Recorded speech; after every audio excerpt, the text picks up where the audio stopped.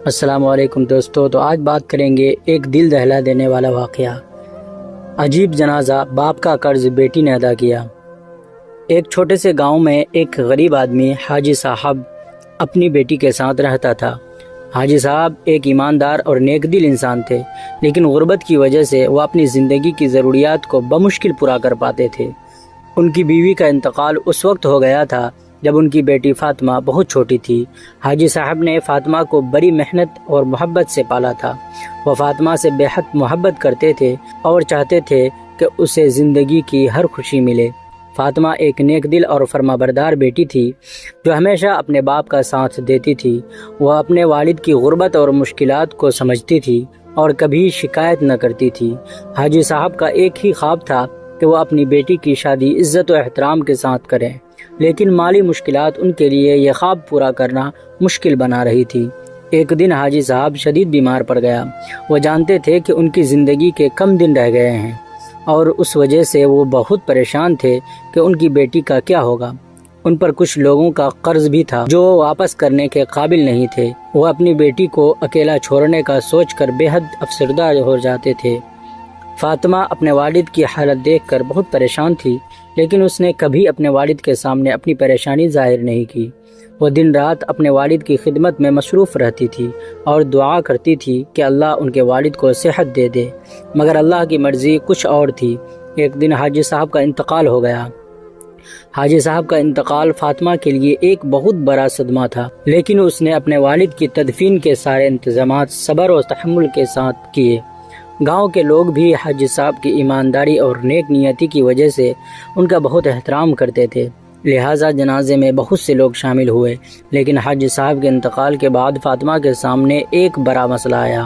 حاجی صاحب پر کچھ لوگوں کا قرض تھا جو فاطمہ کو ادا کرنا تھا۔ فاطمہ جانتی تھی کہ اس کے والد ہمیشہ دیانتداری سے جینے والے انسان تھے اور وہ کسی کا حق اپنے والد کی وجہ سے مارنا نہیں چاہتی تھی، لیکن فاطمہ کے پاس اتنے پیسے نہیں تھے کہ وہ سارا قرض ادا کر سکے۔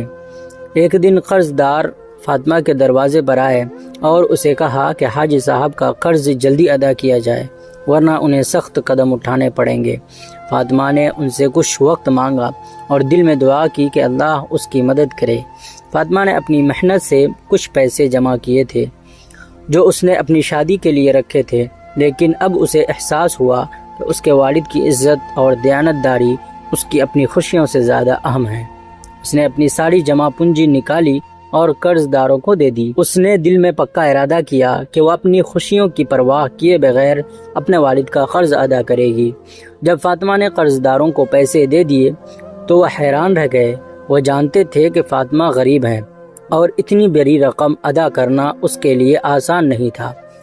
وہ اس کی دیانتداری اور باپ کی محبت کو دیکھ کر بہت متاثر ہوئے اور کچھ قرض داروں نے اپنا قرض معاف کر دیا۔ باقی لوگوں نے بھی فاطمہ کو مزید وقت دے دیا کہ وہ باقی قرض آہستہ آہستہ ادا کرے۔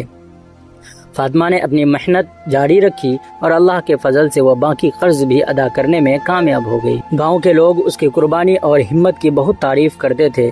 وہ جانتے تھے کہ فاطمہ نے اپنی خوشیوں کی قربانی دے کر اپنے والد کی عزت بچائی ہے۔ یہ کہانی ہمیں یہ سکھاتی ہے کہ ایمانداری اور دیانتداری کا راستہ ہمیشہ آسان نہیں ہوتا، لیکن اگر نیت صاف اور دل میں اللہ کا خوف ہو تو مشکلات آسان ہو جاتی ہے۔ فاطمہ کی طرح ہمیں بھی اپنے والدین کی عزت اور حقوق کا خیال رکھنا چاہیے، چاہے ہمیں کتنی ہی قربانی کیوں نہ دینی پڑے۔